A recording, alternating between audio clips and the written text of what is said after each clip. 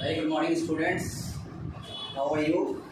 So today we are going to discuss the further topics of civil disobedience and the Salt March. In the last class, we had discussed about how the Salt March and civil disobedience movement started. Salt March, नमक, जो कि हम लोगों के देश में एक बहुत इंपॉर्टेंट फैक्टर था किसी भी तरह का कोई रेवोल्यूशन स्टार्ट करने के लिए। जैसा कि हम लोगों ने लास्ट क्लास में पढ़ा था कि नमक जैसी ज़रूरत की चीज़ जो कि हर तरह के हर क्लास के आदमी को ज़रूरत थी, उस पर ब्रिटिश गवर्नमेंट ने टैक्स लगा के रखा हुआ था कि हिंदुस्तान के लोग खुद से किसी भी तरह का कोई नमक नहीं बना सकते हैं। गांधी जी ने इसको एक बहुत बड़ा सत्याग्रह का रास्ता देखा और गांधी जी ने दांडी मार्च शुरू किया, जैसा कि हम लोग जानते हैं। तो गांधी जी ने दांडी मार्च शुरू किया जो कि 12 मार्च से लेकर 6 अप्रैल तक चला। 1930 12 मार्च से लेकर 6 अप्रैल 1930 तक ये दांडी मार्च चला। पूरे 24 दिन तक ये पूरा का पूरा दांडी मार्च चला और 24 दिन तक ये दांडी मार्च में गांधी जी ने करीब 240 मील 240 माइल्स गांधी जी ने पैदल कवर किया, ठीक है, दांडी तक। और दांडी पे जाके उन्होंने सॉल्ट बनाया। सिविल डिसोबीडियंस का पूरा लॉ का मतलब ही यही था कि कानून, सरकार की कानूनों को नहीं मानना। तो ये पूरा का पूरा प्रोसेस इसी तरीके का हुआ देश में सिविल डिसोबीडियंस के। तो गवर्नमेंट ने, जो ब्रिटिश गवर्नमेंट थी, उन्होंने भी ये बहुत कड़ा रुख अपनाया। उन्होंने भी बहुत सारे लोगों को सप्रेस करने के लिए, दबाने के लिए कांग्रेस के बहुत सारे लीडर्स को अरेस्ट करना शुरू किया। भाई लोग जो थे वो देश के अंदर वो वायलेंट हो गए, जैसा कि नन कोऑपरेशन मूवमेंट में भी तुम लोगों ने देखा था, ठीक है। तो गांधी जी ऐसे वाले वायलेंस को सपोर्ट तो कभी करते नहीं थे। और गांधी जी ने क्या किया, फिर उन्होंने इस मूवमेंट को फिर से ख़त्म किया, वापस ले लिया, ठीक है। और जैसा कि मैंने बताया था लास्ट क्लास में कि मार्च 1931 में गांधी ने, जो लॉर्ड इरविन थे, जो यहाँ के वाइसरॉय थे उस समय इंडिया के, ब्रिटिश गवर्नमेंट के, गांधी जी ने उनके साथ एक पैक्ट किया दिल्ली में, ठीक है। गांधी इरविन पैक्ट जिसका नाम था, ये बहुत इंपॉर्टेंट पैक्ट है, गांधी इरविन पैक्ट, जो कि कब हुआ था, जो कि गांधी इरविन पैक्ट हुआ था तुम्हारा 5 मार्च 1931। 5 मार्च 1931 को ये गांधी इरविन पैक्ट हुआ था। जिस गांधी इरविन पैक्ट में गांधी जी ने उससे पहले इस रेवोल्यूशन को वापस ले लिया था। राउंड टेबल कॉन्फ्रेंस हुआ था जो कि यहाँ सबसे पहले इंडिया में हुआ था, ठीक है, जिसमें इन सारी चीज़ों के बारे में डिस्कशन किया जाना था, हिंदुस्तान से की आज़ादी से रिलेटेड, हिंदुस्तान के गवर्नमेंट से रिलेटेड। तो राउंड टेबल कॉन्फ्रेंस हुआ। राउंड टेबल कॉन्फ्रेंस जिसको कांग्रेस ने तो पहले बॉयकॉट किया, लंदन में 2 राउंड टेबल कॉन्फ्रेंस हुए थे, ठीक है, एक लंदन में, ठीक है, और दूसरा इंडिया में। राउंड टेबल कॉन्फ्रेंस जिसको कांग्रेस ने बॉयकॉट किया, in London government agreed to release the political prisoners. जो राउंड टेबल कॉन्फ्रेंस जो हुआ था लंदन में, उस राउंड टेबल कॉन्फ्रेंस में गवर्नमेंट ने क्या डिसाइड किया कि हम लोगों ने जो पॉलिटिकल प्रिजनर्स, जो कांग्रेस के जो बहुत बड़े नेताओं को उन्होंने अरेस्ट कर लिया था, उनको हम लोग रिलीज कर देंगे। दिसंबर 1931 में गांधी जी लंदन गए कॉन्फ्रेंस के लिए, लेकिन नेगोशिएशन नहीं हुआ, ठीक है, और वो डिसअपॉइंटेड, निराशा के साथ गांधी जी वापस चले। ये सब हम लोग पढ़ चुके हैं, ठीक है। बैक इन इंडिया उन्होंने ये देखा कि गवर्नमेंट ने जो दबाने का जो प्रोसेस था वो चालू रखा। तो गांधी जी ने भी सोचा कि अब हम लोग ये जो सिविल डिसोबीडियंस मूवमेंट है इसको हम लोग नए सिरे से लेके आगे बढ़ेंगे, और जो हम लोगों ने जो बंद कर दिया था सिविल डिसोबीडियंस मूवमेंट, उसको फिर से शुरू करेंगे। हुआ क्या था, नेगोशिएशन, गवर्नमेंट से जो उनका जो वार्ता चल रहा था वो क्लियर आउट एक सही जगह पे, एक सही मुकाम पे नहीं पहुंच पाया था। Ghaffar Khan and Jawaharlal Nehru both in jail, ये दोनों जेल में थे। कांग्रेस को इलीगल डिक्लेयर कर चुका था। महात्मा गांधी ने सिविल डिसोबीडियंस मूवमेंट फिर से लॉन्च किया, जैसा कि जो कि 1934 तक सिविल डिसोबीडियंस मूवमेंट कब तक चला, 1934 तक। तो आप ऐसे समझिए कि 12 मार्च 1930 से लेकर सिविल डिसोबीडियंस मूवमेंट 1934 तक चला था। हम लोग पढ़े थे कि किस तरीके से अलग अलग लोग जो इस सिविल डिसोबीडियंस मूवमेंट में जो हिस्सेदार थे, वो कौन कौन लोग थे जो इस मूवमेंट को किस तरीके से देख रहे थे, और हिंदुस्तान के लोग इस मूवमेंट को कैसे आगे लेके चल रहे थे। कौन कौन से सोशल ग्रुप थे जो इन्होंने हिस्सा लिया था। कंट्री साइड, गाँव के साइड में जो किसान लोग थे वो लोग इसमें हिस्सा लिए थे, पट्टीदार और अमीर किसान लोग, ठीक है। सबसे बड़ी बात ये थी कि गरीब किसान लोग नन कोऑपरेशन मूवमेंट में गांधी जी का साथ दे के थक चुके थे, तो वो लोग उस तरीके से इसमें हिस्सा नहीं ले रहे थे। अमीर किसान लोग इसलिए हिस्सा ले रहे थे क्योंकि वो जो कमर्शियल क्रॉप्स के किसान थे, वैसे लोग जो कि कमर्शियल क्रॉप्स की किसानी करते थे, जैसे कि यहाँ पे हम लोग देखे थे लास्ट क्लास में, पट्टीदार्स ऑफ गुजरात और जाट्स ऑफ उत्तर प्रदेश, इन लोगों को ये सिविल डिसोबीडियंस मूवमेंट एक सही रास्ता लगा, क्योंकि उनके कमर्शियल क्रॉप्स के रेट्स जो थे वो गिर गए थे, बहुत ज़्यादा रेट गिर गए थे, और इस रेट को उठाने के लिए उन बहुत दिन से वो लोग संघर्ष कर रहे थे। तो उनको एक चीज़ समझ में आया कि हम लोग सिविल डिसोबीडियंस मूवमेंट के थ्रू हम लोग बहुत कुछ अचीव कर सकते हैं। तो ये तो चलो पीजेंट्स का था सिचुएशन, ठीक है।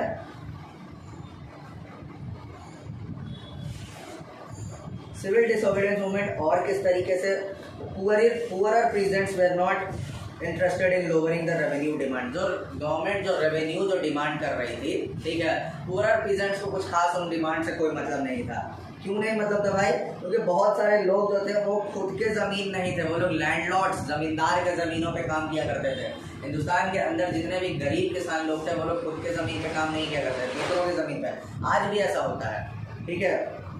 As the depression continued and cash income declined, the small tenants found it difficult to pay their rent. They wanted to unpaid the rent and the landlord. ठीक है, ये तो पूरा का पूरा ऐसा सिचुएशन था कि जैसे जैसे समय खराब हो रहा था, वैसे वैसे वो लोग अपने जो रेवेन्यूज जो उनको देना था अंग्रेज़ों को, जो टैक्सेस वगैरह वो देने में असक्षम थे, सक्षम नहीं थे ये किसान लोग। इन लोगों का ऐसा महसूस हुआ देश के अंदर जो सिचुएशन थी वो बहुत ही बुरी हो चुकी थी, ठीक है। तो किसान लोग, गरीब किसान लोग ब्रिटिशर्स का साथ किसी भी तरीके से नहीं दे रहे थे। गरीब किसान लोगों ने भी कोशिश किया कि सिविल डिसोबीडियंस मूवमेंट में हिस्सा लें, लेकिन जो सिविल डिसोबीडियंस मूवमेंट जिस तरीके का मूवमेंट था, उस तरीके का गरीब किसानों को उससे कुछ नहीं मिलने वाला था, इसलिए उन लोगों ने उस पर पूरे तरीके से हिस्सा नहीं लिया। लेकिन बिजनेस क्लास, जो अमीर लोग थे देश के अंदर, ठीक है, बिजनेस क्लास जो कि बिजनेस किया करते थे, बड़े बड़े लोग, बड़े बड़े इंडस्ट्रियलिस्ट, उन लोगों के लिए सिविल डिसोबीडियंस मूवमेंट क्या था भाई? During the first world war Indian merchants and industrialist had huge profits and become powerful, ठीक है। फर्स्ट वर्ल्ड वॉर के टाइम पे जो इंडिया के जो बड़े बड़े बिजनेसमैन थे उन लोगों को बहुत फायदा हुआ, जैसे कि टाटा, बिरला, ये लोग उस समय भी थे, ठीक है।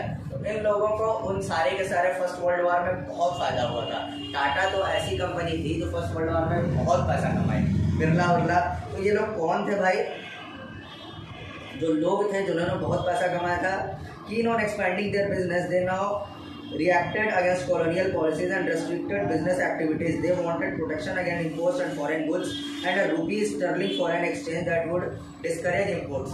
अब ये लोग जो थे, जो बिरला औरला, जो टाटा, जिनकी मैं बात कर रहा हूँ, पुरुषोत्तम दास नाम के एक आदमी थे, ठाकुर दास, तो इन लोगों को अब जो थे ये लोग बहुत पैसे वाले हो गए थे, इन लोगों ने बहुत पैसा कमा लिया था। ये बिजनेस क्लास थे देश के अंदर, जैसे आज के डेट में अंबानी है वैसे ही ये लोग थे, ठीक है। तो इन लोगों को अब एक चीज़ समझ में आया कि हम लोगों को अब अगर व्यापार करना है तो हम लोगों को अंग्रेज़ों की जो पॉलिसी है बिजनेस की, उसको ख़त्म करना होगा इंडिया में। तो उन लोगों को इंपोर्ट, बाहर से जब तक सामान आना बंद नहीं होगा तब यहाँ के सामानों को लोग कैसे खरीदेंगे, ये इन लोगों को समझ में आया। तो इन लोगों ने इसलिए बाहर के इंपोर्ट्स पे बैंड लगाने के लिए, इंपोर्ट्स पे अपने बिजनेस के प्रोटेक्शन राइट्स के लिए इन्होंने सिविल डिसोबीडियंस मूवमेंट में हिस्सा लेना शुरू किया, ठीक है। तो इन लोग जितने भी बिजनेस क्लास थे उनको फ़ायदा था, इसलिए मैंने इस चैप्टर की शुरुआत ही की थी जब तभी मैंने तुम लोगों को बताया था कि हमारे देश के अंदर जितने भी क्लासेस थे, चाहे वो अमीर हो, गरीब हो, बिजनेसमैन हो, मुस्लिम हो, हिंदू हो, कोई भी हो, अगर कोई भी कम्युनिटी किसी भी मूवमेंट में अगर हिस्सा ले रही थी, उसके पीछे उनके पर्सनल रीजंस होते थे, ठीक है। हमारे देश के अंदर जो नेशनलिज्म का मुद्दा था वो पर्सनल जब तक नहीं होता था तब तक नेशनलिज्म का मुद्दा लोगों के अंदर उभर के नहीं आता था, ठीक है। यही बिजनेस क्लास, हर क्लास के साथ यही सिचुएशन था, बिजनेस क्लास के साथ यही सिचुएशन था, ठीक है। तो ऑर्गेनाइज अपने बिजनेस इंटरेस्ट को बढ़ाने के लिए इन्होंने सिविल डिसोबीडियंस मूवमेंट में हिस्सा लिया।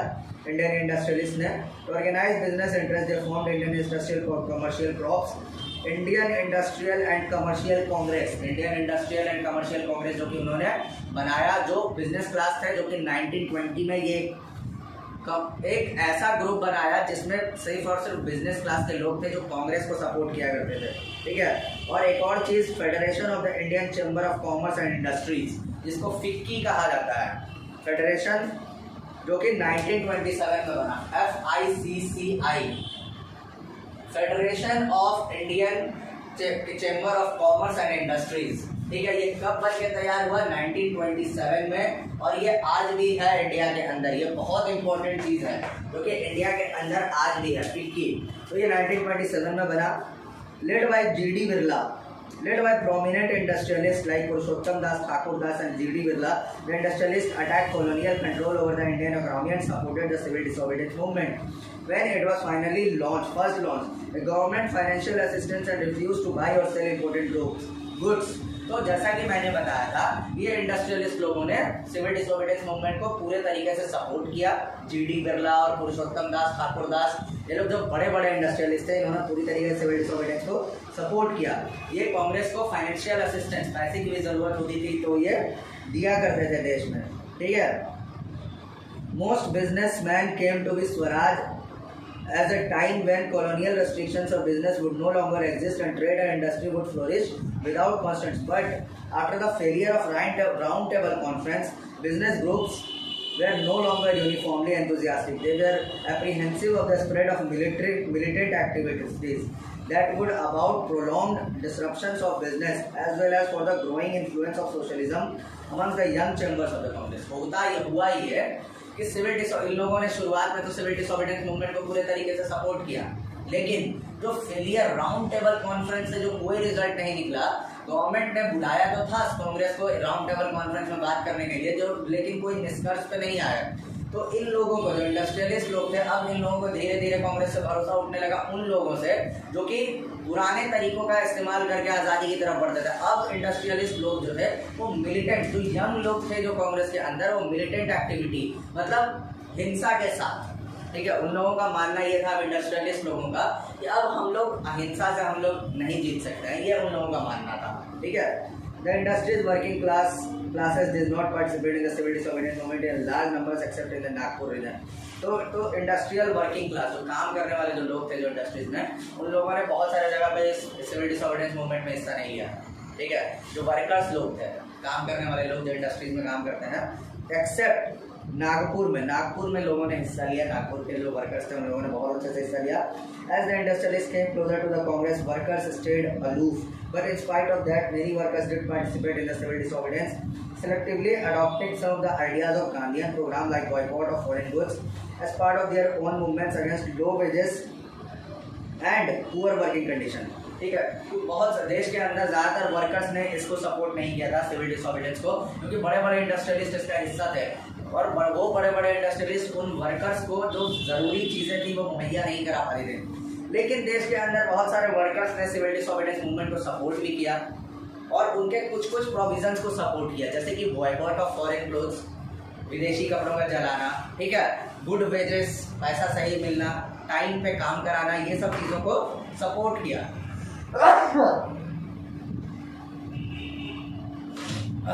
तो देश के अंदर वर्कर्स ने इस तरीके से वर्कर्स बटे हुए थे देश के अंदर, ऐसा नहीं था कि सारे के सारे लोग इसको सपोर्ट कर ही रहे थे सिविल डिसोबीडियंस को।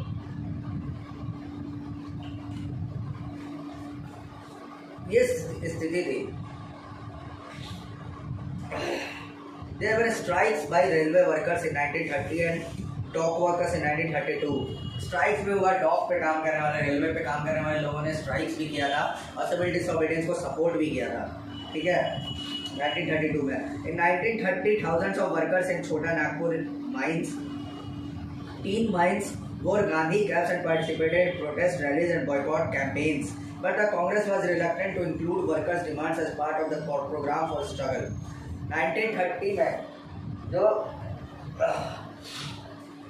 एक छोटा नागपुर में एक टीम मिल था, वहाँ के वर्कर्स ने गांधी जी को सपोर्ट किया पूरे तरीके से। ठीक है, और इन लोगों ने गांधी जी के सपोर्ट के लिए एक पूरा का पूरा स्ट्राइक ऑर्गेनाइज किया था। कांग्रेस भी चाहती थी कि इन वर्कर्स की जो इंटरेस्ट है, इन वर्कर्स जिस लिए सपोर्ट कर रहे हैं कांग्रेस का, हमें भी उनके इंटरेस्ट को सपोर्ट करना चाहिए, ये कांग्रेस का मानना था। But the Congress was reluctant to include workers' demands as part of their program of struggle. It felt that it would alienate industries and divide anti-imperial forces. लेकिन कांग्रेस पूरे तरीके से वर्कर्स को डिमांड्स को सपोर्ट भी नहीं कर पाई। क्यों नहीं सपोर्ट कर पाई भाई? क्योंकि इंडस्ट्रियलिस्ट लोग अगर कांग्रेस वर्कर्स को सपोर्ट करती तो इंडस्ट्रियलिस्ट लोग नाराज हो जाते, क्योंकि ये एक तरह से घाटे का सौदा था। सीधी सी बात है कि इंडस्ट्रियलिस्ट लोग जो थे उन लोगों का मानना बस इतना सा था कि हम लोग अगर कांग्रेस को सपोर्ट करें तो कांग्रेस हमें सपोर्ट करे, लेकिन वर्कर्स को सपोर्ट करना कांग्रेस के लिए ये एक बहुत जरूरी चीज था। Another important feature of civil disobedience movement was a large scale participation of women. महिलाएं सिविल डिसोबीडियंस मूवमेंट में एक खास चीज था सिविल डिसोबीडियंस मूवमेंट में, क्योंकि नन कोऑपरेशन मूवमेंट में नहीं था। ठीक है, सिविल डिसोबीडियंस मूवमेंट में महिलाओं ने बहुत बेजोड़ योगदान दिया था, उन्होंने इसमें सपोर्ट किया था। During Gandhi salt march thousands of women came out of their homes to listen to him. They participated in protest marches, manufacture of salt and picketed foreign cloth and liquor shops. महिलाओं ने गांधी जी को पूरे तरीके से support किया था दांडी मार्च में भी, और वो गांधी जी को बहुत अच्छे से सुनते थे। ये रैलीज में जाती थी ये महिलाएं, ये धरना दिया करती थी ये महिलाएं। लिक्कर शॉप्स जो शराब की दुकानें थी, विदेशी अंग्रेजों की विदेशी शराब की दुकानें, वहाँ पे भी, ठीक है। तो हर जगह ये इस बार जो सिविल डिसोबीडियंस मूवमेंट में जो महिलाओं का जो पार्टिसिपेशन था वो बहुत ज़्यादा था। Many went to jail, बहुत सारी महिलाएं जेल भी गई थी। सरोजिनी नायडू बहुत बड़ी एग्जाम्पल है जो सिविल डिसोबीडियंस की हीरो थी वो, ठीक है। तो ऐसी ऐसी महिला एनी बेसेंट जो कि बाहर से दूसरे देश से आई थी, उन्होंने भी सिविल डिसोबीडियंस मूवमेंट में हिस्सा लिया था और इंडियंस के राइट्स के लिए वो लड़ी थी, ठीक है। तो इस तरीके से आयरिश महिला थी वो, आयरलैंड की थी वो एनी बेसेंट, आयरलैंड जो कि इंग्लैंड के बिल्कुल बगल में है। तो फिर भी लेकिन उन्होंने इसको सपोर्ट किया। तो बहुत सारे लोगों ने, बहुत सारी महिलाओं ने सिविल डिसोबीडियंस मूवमेंट को सपोर्ट किया। बहुत सारे जेल भी गई। अर्बन एरिया में महिलाएं जो थी वो हाई कास्ट फैमिलीज की थी, और रूरल एरियाज में रिच पीजेंट हाउस होल्ड, जो अमीर किसान जो थे वो वहाँ के घर से जो महिलाएं आती थी, उन घरों की महिलाएं, ये सारी महिलाएं मिलकर इसको सपोर्ट कर रही थी। Moved by Gandhi's call that they want to service the nation and sacred duty of women। और गांधी जी के बुलाने पे इन लोगों का जो काम था, जो इन लोगों जो पवित्र महिलाएं जो अपना काम छोड़ के, घर का काम छोड़ के सड़कों पे उतर आई थी गांधी जी के कहने पे बस। Yet this increased public role did not necessarily mean any radical change in the way of position of the women and visual life. Gandhi ji was convinced that it was a duty of women to look after home and health, earth, be good of mothers and good wives। देखो इतना सारा situation बदल रहा था देश के अंदर, ठीक है। महिलाएं अब पुरुषों से कंधे से कंधा मिला के मूवमेंट में हिस्सा ले रही थी, सिविल डिसोबीडियंस मूवमेंट में। लेकिन समाज के अंदर लोगों का जो सोच था महिलाओं के प्रति वो अभी भी कुछ खासा नहीं बदला था। ऐसा नहीं था कि इस मूवमेंट से महिलाओं को बराबरी का दर्जा मिलने लगा था, ऐसा कुछ नहीं हुआ था हिंदुस्तान के अंदर। ये इतना कुछ बदल रहा था, लेकिन फिर भी लोगों के अंदर आज भी यही चीज़ था कि महिलाएं जो है वो घर परिवार बस इसी चीज़ के लिए बनी है, रोटी पकाने के लिए ही महिलाएं बनी हैं। गांधी जी खुद ये फील किया करते थे, तो उन्होंने भी ऐसा कहा था। तो ये स्थिति थी महिलाओं की, ठीक है। गांधी जी वॉज कन्विंस्ड ये अच्छी महिलाएं जो है, जो महिलाएं जो ये हिस्सा ले रही है, अच्छी माँ और अच्छी बीवी ही बन सकती हैं, ये गांधी जी का कहना था, ठीक है। And for a long time, the Congress was reluctant to allow women to hold any position of authority within the organization. It was keen only to the symbolic presence। ठीक है, बहुत लंबे समय तक कांग्रेस में महिलाओं को वो दर्जा, कांग्रेस पार्टी के अंदर भी महिलाओं को वो दर्जा नहीं मिला जो वो डिजर्व करती थी, बड़े पोजीशन पे आना। ये इतना बड़ा बड़ा मूवमेंट हो रहा था, लेकिन महिलाओं को वो बड़े पोजीशन का हिस्सेदार अभी तक नहीं बनाया गया था देश के अंदर। ये था सिविल डिसोबीडियंस मूवमेंट, ठीक है। आई होप आप लोगों को सिविल डिसोबीडियंस मूवमेंट बहुत अच्छे से समझ में आया हो, किस तरीके से सिविल डिसोबीडियंस मूवमेंट लागू हुआ, क्या क्या चीज़ें थी, राउंड टेबल कॉन्फ्रेंस क्यों हुआ था, ठीक है, कौन कौन से लोग सिविल डिसोबीडियंस मूवमेंट में हिस्सा लिए थे। अब लिमिट क्या था भाई, सिविल डिसोबीडियंस मूवमेंट आखिर अगर शुरुआत हुआ तो इसके कुछ तो लिमिट्स होंगे। सिविल डिसोबीडियंस मूवमेंट क्यों नहीं उतना आगे बढ़ पाया, बहुत इंपॉर्टेंट मुद्दा है। क्या क्या लिमिट था भाई। Not all social groups were moved by the abstract concept of Swaraj, ठीक है। हर सोशल ग्रुप, जितने भी सोशल ग्रुप्स थे देश के अंदर, वो स्वराज जो इंडिपेंडेंस, टोटल इंडिपेंडेंस की जो पॉलिसी थी उस पर एकत्रित नहीं हुए थे। बहुत सारे सोशल ग्रुप्स थे, समाज के ऐसे बहुत सारे लोग थे जो स्वराज में बिलीव नहीं किया करते थे। One such group was Nations untouchables who from around the 1930s had begun to call themselves the Dalit or oppressed। ये और ऐसा ही ग्रुप था जो कि अनटचेबल्स, छुआछूत, जिनको छूने से जो हम लोगों के देश में जिनको SC/ST कहा जाता है, ठीक है, अनटचेबल्स, वो ऐसा ही ग्रुप था जो सिविल डिसोबीडियंस में या स्वराज में बिलीव नहीं किया करता था। 1930 से वो अपने आप को दलित या ऑपरेस्ड जिनमें किसी भी तरह का कोई दुर्व्यवहार होता है उनको हम लोग कहते हैं ऑपरेस्ड, तो वो अपने आप को इसी की कैटेगरी में, दलित या ऑपरेस्ड की कैटेगरी में मानते थे। For long, the Congress had ignored the Dalits and the fear of offending the Sanatanis, the conservative high caste Hindus. But Mahatma Gandhi declared that Swaraj would come for the 100 years if untouchability was not eliminated. बहुत लंबे समय तक कांग्रेस ने इन दलित का साथ नहीं दिया, ठीक है, बहुत लंबे समय तक कांग्रेस ने इन दलितों को किसी भी तरह का जो उनका योगदान था देश के अंदर, उन्हीं उस योगदान को कभी बहुत लंबे समय तक ये स्पष्ट नहीं किया। क्यों भाई, क्यों कांग्रेस इनको बहुत लंबे समय तक स्पष्ट नहीं की थी? क्योंकि कांग्रेस को ऐसा लगता था कि अगर हम लोग इन दलित का अगर साथ दें तो जो सनातनी, जो कि हाई कास्ट हिंदूज जिनको कहा जाता है, उनको हम लोग नाराज कर देंगे।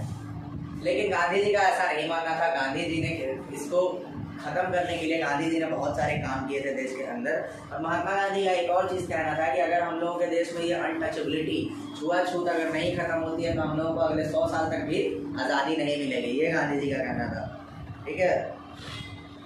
He called the untouchables Harijan और the children of God. Gandhi ji उन दलित को क्या कहते थे? अनटचेबल्स को हरिजन। हरिजन का मतलब होता है चिल्ड्रेन ऑफ गॉड, भगवान के बच्चे, गांधी जी कहा करते थे। Organized Satyagraha to secure them entry into the temples and access the public wells, tanks, roads and schools, ठीक है। और बहुत जगह पे गांधी जी ने सत्याग्रह किया जिससे इन दलित लोगों को, इन अनटचेबल्स को, जो मंदिर हो या पब्लिक टैंक हो, पब्लिक वेल हो, पब्लिक पॉन्ड हो, जहाँ जहाँ उनको अलाउ, पहले ऐसा था कि दलित लोग, अभी भी बहुत सारा ऐसा मंदिर है, केरल में, तमिलनाडु में बहुत सारे ऐसे मंदिर हैं जहाँ पे दलितों को अलाउ नहीं है मंदिर में घुसना, ठीक है। तो एक मंदिर के तमिलनाडु में है जहाँ पर महिलाओं को अलाउ नहीं है मंदिरों में घुसना। तो बहुत सारी ऐसी चीज़ें, ऐसे दुर्व्यवहार होते रहे हैं हमारे देश के अंदर। तो ऐसी चीज़ों को ही ख़त्म करने के लिए महात्मा गांधी ने बहुत जगह सत्याग्रह किया था, ठीक है। He himself clean toilets to dignify the work of the bhangi, the sweepers. Gandhi ji खुद ही बाथरूम और टॉयलेट वगैरह साफ किया करते थे जिनसे उन लोगों को ये सराहना मिले। और जो स्वीपर्स थे, जो साफ करने वाले लोग जो थे, उनको कम से कम गांधी जी का सपोर्ट मिले, इसलिए गांधी जी खुद ही सारा काम किया करते थे। Persuaded upper caste untouchability. Upper caste के लोगों को गांधी जी ये समझाते थे कि आप ये अनटचेबिलिटी, जो छुआछूत की बीमारी है आपके अंदर, उसको भुला के ये जो दलित हैं ये हमारे ही लोग हैं और इनको साथ लेके चलना है हम लोगों को आने वाले समय में। गांधी जी लोगों को समझाते थे ये चीज़। But many Dalit leaders were keen on a different political solution on the problems of the community. लेकिन जो दलितों के जो लीडर्स थे, ठीक है, उनको ये चीज़ पता था कि हम लोगों के जो प्रॉब्लम्स हैं उनका सोल्यूशन ये नहीं है जो गांधी जी कर रहे हैं। उन लोगों को ऐसा लगता था, उन लोगों का कहना ये था कि हम लोगों के प्रॉब्लम का सॉल्यूशन एक अलग है, अलग ही सोसाइटी, ठीक है। क्या सॉल्यूशन था भाई? एक अलग ही पॉलिटिकल सॉल्यूशन चाहते थे वो। They began organize themselves, demanding reserved seats in the educational institutions and separate electorate that would choose the Dalit members of the legislative councils. वो अपने दलित मेंबर्स, जो दलितों के लिए एक अलग ही सेपरेट इलेक्टोरेट, एक चुनाव की अलग प्रक्रिया चाहते थे वो लोग, जिनसे सिर्फ और सिर्फ उनके लीडर्स चुन के आए, ठीक है। और उनको रिजर्वेशन का डिमांड करने लगे। ये उन लीडर्स का डिमांड था। उनको पता था कि हम इस देश में अगर ये पूरा का पूरा सिस्टम जो है इसको इस तरीके से नहीं, लोगों के दिमाग में बसा हुआ है। देखो, जात पात धर्म हमारे देश के लोगों के दिमाग में जड़ तक इस तरीके से बसा हुआ है कि वो जो दलितों के लीडर्स थे उनको पता था कि ये इतना आसानी से नहीं जाने वाला है। जैसे कि दलितों के बहुत बड़े लीडर थे हमारे BR अम्बेडकर साहब, ठीक है। तो अम्बेडकर साहब को ये चीज़ बचपन से उन्होंने ये चीज़ लोगों के दिमागों में पढ़ा था, जानते थे वो कि लोगों के दिमाग से इतनी आसानी से नहीं जाने वाला है, इसलिए वो अलग सेपरेट इलेक्टोरेट या फिर रिजर्व सीट की डिमांड वो कर रहे थे, BR अम्बेडकर, ठीक है। Political government, they believe they would resolve the problems of the social disabilities.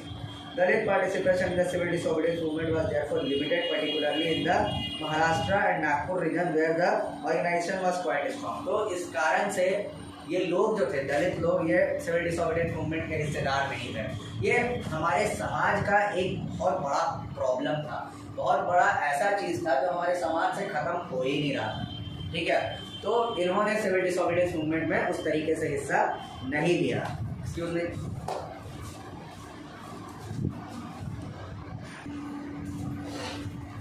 तो इन्होंने उस तरीके से सिविल डिसोबीडियंस मूवमेंट में हिस्सा नहीं लिया। Doctor B.R. Ambedkar who organized the Dalits into the Depressed Classes Association in 1930। Depressed Classes Association जो कि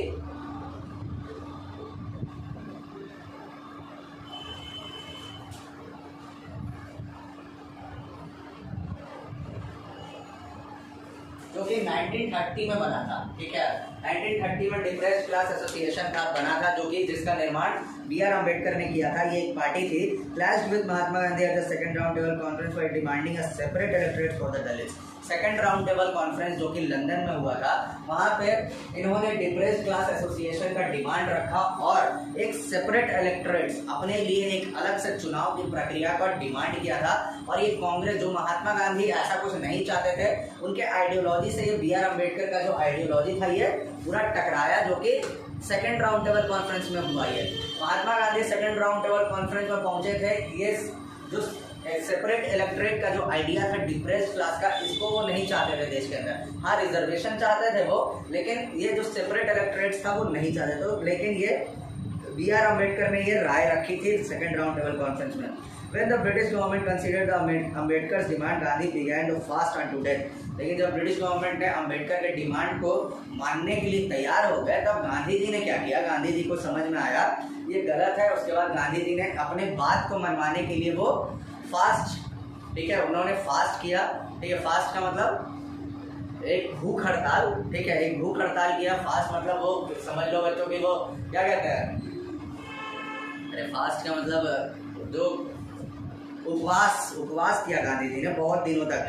वो उपवास पे चले गए। उनका कहना यह था कि जब तक ये नहीं खत्म होगा तब तक मैं उपवास करूंगा, तब तक मेरी डेथ नहीं हो जाती है।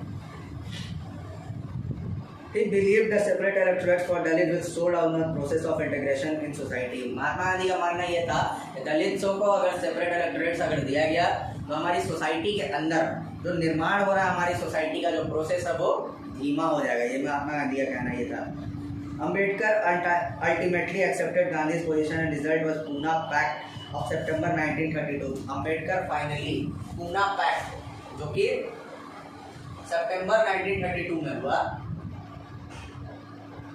इस पूना पैक्ट में B.R. अम्बेडकर गांधी जी की बात को मान लिया। B.R. अम्बेडकर का कहना यह था कि ठीक है, आप तो कह रहे हैं सेपरेट इलेक्टोरेट्स नहीं होगा, लेकिन it give the depressed class letter to be known as schedule caste. Depressed class को ही शेड्यूल कास्ट का नाम दिया गया था, SC। ठीक है, डिप्रेस्ड क्लास। लेकिन बाद में ये जो डिप्रेस्ड क्लास था, रिजर्व सीट के लिए ये लोग राजी हो गए। एक जो हमारे देश के अंदर जो शेड्यूल कास्ट के लिए हर जगह जो रिजर्व सीट है, ये उसी समय डिसाइड हुआ था कि शेड्यूल कास्ट के लिए हमारे देश के अंदर रिजर्व सीट होगा। रिजर्व सीट हर जगह, ठीक है, सेंट्रल में भी और स्टेट में भी हर जगह है ऐसा। But they were voted in the general electorate. लेकिन उनका जो चुनाव होगा वो आम प्रक्रिया से होगा, जैसे पूरा चुनाव होता है उसी तरीके से इनका भी चुनाव होगा। The Dalit movement, however, continued to apprehensive the Congress lead national movement। लेकिन दलित मूवमेंट जो था वो जिस तरीके का दलित मूवमेंट जो देश के अंदर चल रहा था, ये दलित मूवमेंट कांग्रेस के जो मूवमेंट जो थे उससे पूरे तरीके से इंस्पायर नहीं थे। बात दरअसल बस इतना सा है बच्चों कि दलित जो SC/ST जो थे हमारे देश के अंदर, SC की हम लोग बात करते हैं जिनको डिप्रेस्ड क्लास कहा जाता है।